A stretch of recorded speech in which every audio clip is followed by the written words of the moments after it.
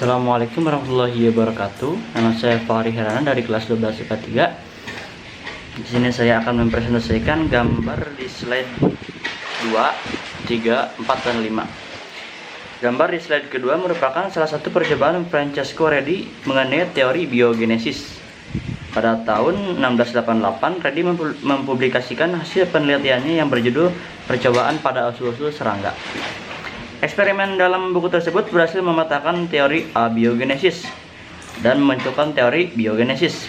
Pernyataan omne vivum ex ovo, semua kehidupan berasal dari telur, dicetuskan berdasarkan percobaan yang dilakukan Redi. Teori biogenesis yang mengemukakan bahwa kehidupan berasal dari kehidupan sebelumnya. Dalam percobaannya, dia menggunakan dua wadah berisi daging.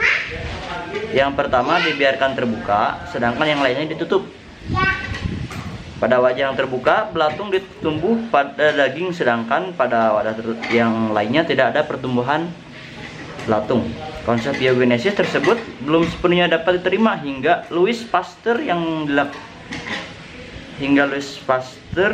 pada tahun 1859. Gambar di slide ketiga merupakan salah satu percobaan Louis Pasteur mengenai teori biogenesis. Pada tahun 1864, Louis Pasteur mengumumkan hasil percobaan ilmiahnya. Louis Pasteur berhasil menyempurnakan percobaan Spallanzani sekaligus mematahkan teori biogenesis. Pasteur memodifikasi salah satu wadah yang digunakan Spallanzani dengan wadah labu berleher panjang. Untuk apa? Leher panjang ini berguna sebagai indikator yang memberitahukan bahwa masih ada hubungan antara labu dan udara di luar. Lalu bagaimana hasilnya? Setelah dipanaskan dan didiamkan beberapa hari, ternyata air kaldu yang ditempatkan di labu berleher panjang tetap jernih. Tapi di bagian ujung lehernya muncul banyak debu dan kotoran. Sementara pada wadah yang terbuka mengandung mikroorganisme. Eksperimen ini pun mematahkan teori abiogenesis dan menghasilkan teori baru dengan 3 isi sebagai berikut. Pertama, omne ex ovo, semua makhluk hidup berasal dari telur hidup. 2, omne ovum ex vivo, semua telur berasal dari makhluk hidup. Ketiga, omne vivum ex vivo, semua makhluk hidup berasal dari makhluk hidup. Lanjut ke gambar di slide keempat, merupakan salah satu percobaan Miller-Urey atau percobaan Urey-Miller adalah percobaan yang menyimulasikan keadaan bumi purba. Lebih tepatnya, percobaan ini menguji hipotesis Alexander Oparin dan JBS Haladane bahwa keadaan bumi purba mendukung reaksi kimia yang dapat menyintesis senyawa organik yang lebih kompleks dari pendahulu organik yang sederhana. Percobaan yang dianggap sebagai percobaan klasik dari abiogenesis eksperimental ini dilakukan pada tahun 1653 oleh Stanley Miller dan Harold Urey di Universitas Chicago dan nantinya Universitas California San Diego.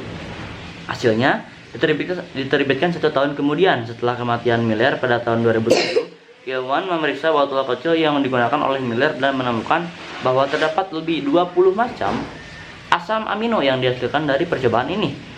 Jumlah tersebut jauh lebih besar dari yang dilaporkan oleh Miller. Lebih dari 20 diantaranya muncul secara alami dalam kehidupan. Lebih lagi, beberapa bukti menunjukkan bahwa atmosfer bumi purba mungkin memiliki komposisi yang berbeda dari gas yang digunakan dalam percobaan Miller-Urey. Bukti-bukti menunjukkan terjadinya letusan vulkanik 4 miliar tahun yang lalu yang mengeluarkan karbon dioksida, nitrogen, hidrogen, sulfida, dan sulfur dioksida ke atmosfer. Percobaan yang menggunakan gas-gas tersebut dan gas percobaan Miller-Urey berhasil menghasilkan molekul yang lebih beragam. Gambar di slide kelima merupakan salah satu penjelasan mengenai teori evolusi. Dalam buku berjudul Philosophique Jean-Baptiste de Lamarck, ahli biologi yang berkebangsaan Prancis ini menyebutkan beberapa gagasan terkait dengan teori evolusi. Pertama, lingkungan yang mempunyai pengaruh pada ciri dan sifat dihasilkan melalui adaptasi lingkungan. Kedua, ciri dan sifat yang terbentuk akan diwariskan kepada turunan. Ketiga, organ yang sering digunakan akan berkembang dengan membesar, sementara organ yang jarang digunakan akan mengalami penyusutan atau bahkan menghilang. Lamarck memberikan contoh pada spesies jerapah. Lamarck berpendapat bahwa panjang leher jerapah yang kita lihat saat ini merupakan akibat dari adanya evolusi. Benar itu, menurut Lamarck, di masa lalu jerapah hanya ada satu jenis, yaitu jerapah dengan leher pendek. Karena makanan jerapah ini ada di pucuk daun yang tinggi, mau tidak mau jerapah harus menggapainya. Untuk menggapai daun tersebut, jerapah pun mengeluarkan otot lehernya dan menggunakan secara maksimal sehingga lehernya dapat menjadi panjang. Sifat jerapah berleher panjang ini pun diwariskan kepada keturunannya sehingga semua jerapah yang kita lihat saat ini berleher panjang. Menariknya, gagasan yang dikeluarkan oleh teori evolusi Lamarck ini menghasilkan dua fakta penting. Yang pertama, adanya penemuan fosil yang memperlihatkan bahwa makhluk hidup zaman dahulu berbeda dengan makhluk zaman sekarang. Kedua, teorinya menjelaskan mengapa setiap makhluk hidup memiliki adaptasi yang baik terhadap lingkungan. Gagasan Lamarck ini memperlihatkan bahwa tiap makhluk hidup punya cara adaptasi sesuai dengan cara hidupnya masing-masing. Itulah mengapa singa punya cakar yang kuat untuk mencakar mangsa. Terima kasih. Mohon maaf bila ada kesalahan. Assalamualaikum warahmatullahi wabarakatuh.